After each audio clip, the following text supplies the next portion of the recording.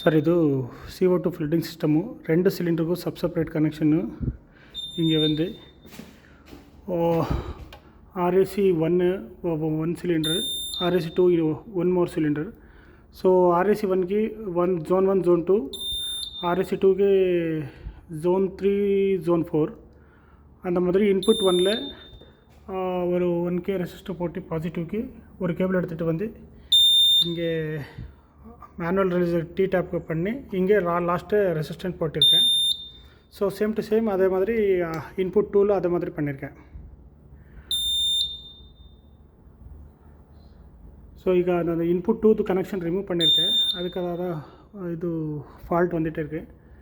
But இது MCP operate பண்ணால்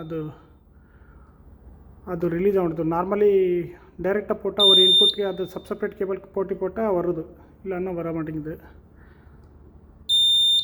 so இது என்ன பண்ணணும்னு சொல்லுங்கள் சார், நான் அதை மாதிரி பண்ணுறேன்.